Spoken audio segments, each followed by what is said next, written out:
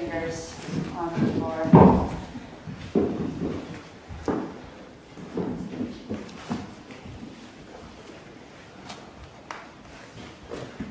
Let's try this. Everybody grab the block and sit on the block.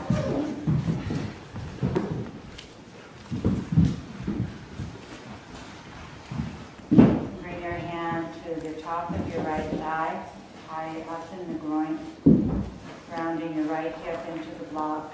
Wrap your left hip forward. Check to see if your pelvis is level.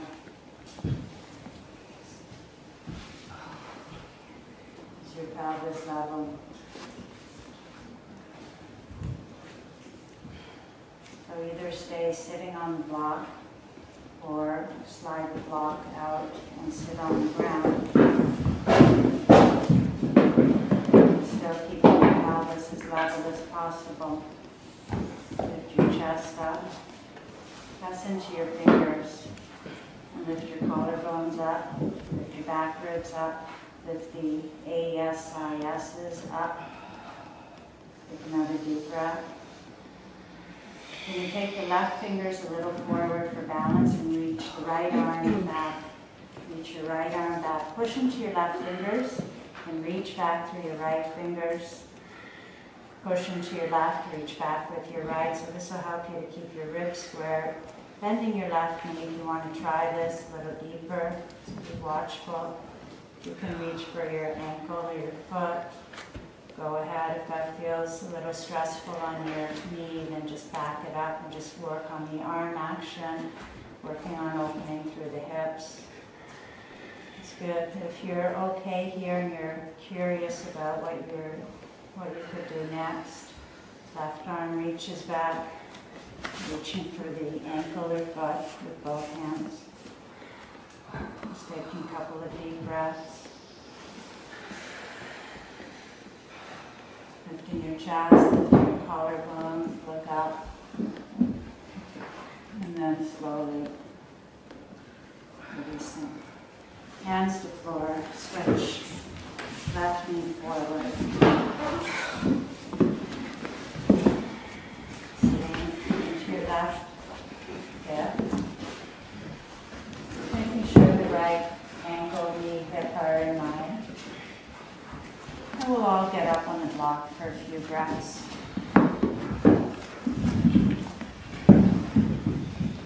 You might need to adjust where your left ankle is. Your left knee is pretty much straight out in front of your hip as opposed to angling in. See if you can bring it straight out in front of your hip. You can have your right toes curled under if that helps you to hold the right leg in line. You're on your fingertips. Kind of square your shoulders off to the front of your mat.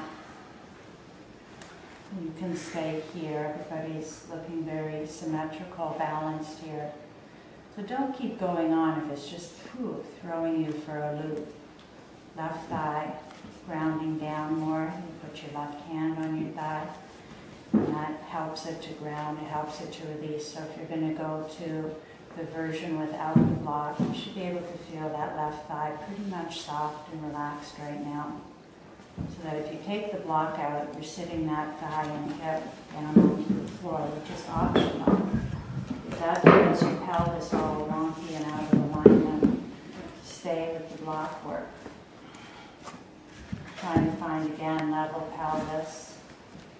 Evening out the sacrum. So if your right hip is a lot further back than your left, you've got to pull your right thigh into your core a little more.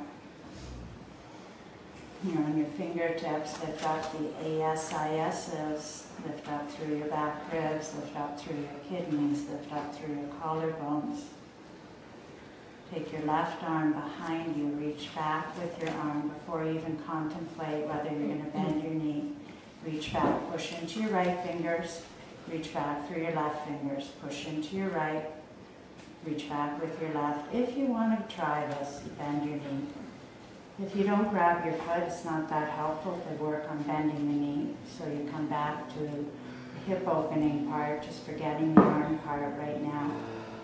If you're there and you have your balance, your pelvis feels happy, you can try both hands. Just a couple of breaths.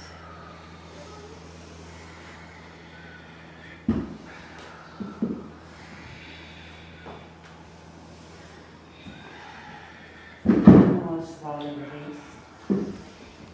Bring your hands to the floor and just come back onto your knees.